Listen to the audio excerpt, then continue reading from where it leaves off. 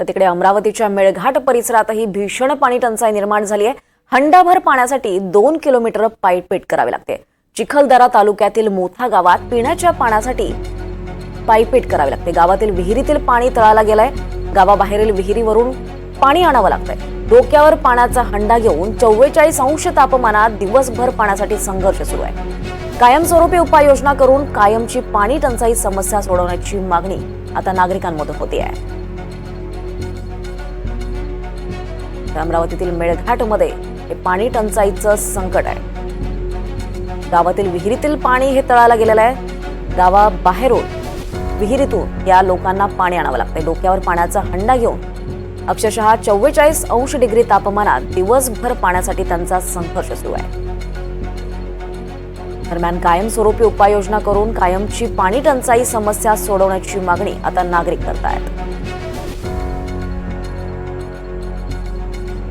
अमरावतीच्या मेळघाट परिसरात ही भीषण पाणी टंचाई निर्माण झाली आहे। चिखलदरा तालुक्यातील मोठा गावात हंडाभर पाण्यासाठी नागरिकांची महिलांची सध्या पायपीट सुरू आहे। गावातल्या विहिरी सुद्धा तळाला गेल्यात। पाणी साठा कमी झाला आणि त्यामुळे पाणी टंचाईचं हे संकट मेळघाटात होत आहे। त्यांना गावाबाहेरील विहिरीवरून पाणी आणावं लागतंय। डोक्यावर पाण्याचा हंडा घेऊन अगदी कसरत करावी लागते। दिवसेंदिवस तापमानात वाढ होतीये आणि दुसरीकडे पाणी टंचाईचा सामना या नागरिकांना करावा लागतोय। 44 अंश डिग्री तापमानात दिवसभर त्यांचा पाण्यासाठी सध्या संघर्ष सुरू असल्याचं चित्र आहे। त्यामुळे नागरिकांमधून कायमस्वरूपी उपाययोजना करून या पाण्याची टंचाई समस्या सोडवण्याची मागणी आता जोर धरू लागली आहे।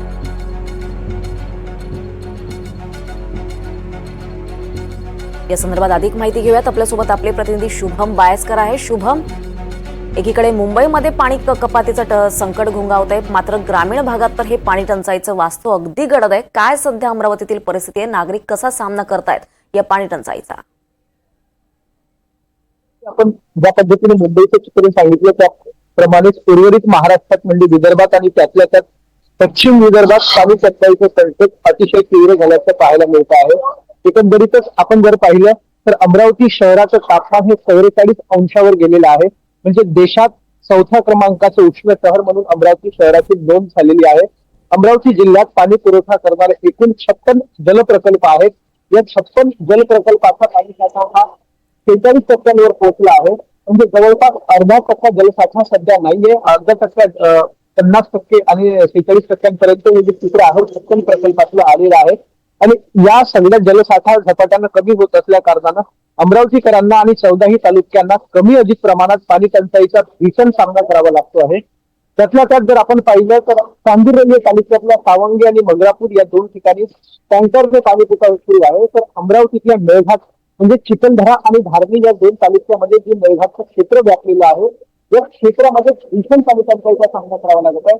एकूण 6 गावांमध्ये पाणी टंचाईचं सावट आणि पाणी टंचाईचं चित्र पाहायला मिळत आहे। त्याच्यामध्ये खडीमल असेल, ताडूबांधा असेल, आकी असेल, राणीगाव असेल आणि मोठा असेल या गावामध्ये दरवर्षी नागरिकांना पाण्यासाठी शेकडो किलोमीटरची पायपीट करावी लागत आहे।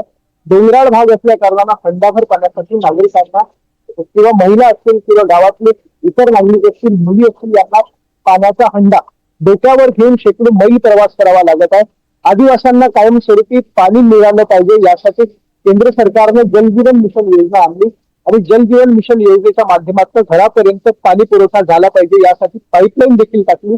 मात्र ज्या विहिरीमधून हा पाणी पुरवठा केला जातो त्या विहिरींना तळ घातलेला आहे, त्या विहिरीमध्ये पाणी नाहीये आणि या गावांमध्ये 5000 लिटर क्षमतेच्या टँकरच्या माध्यमातून विहिरीमध्ये पाणी टाकलं जाते आणि त्याच्यानंतर गावामध्ये पाणी पुरवठा केला जातो।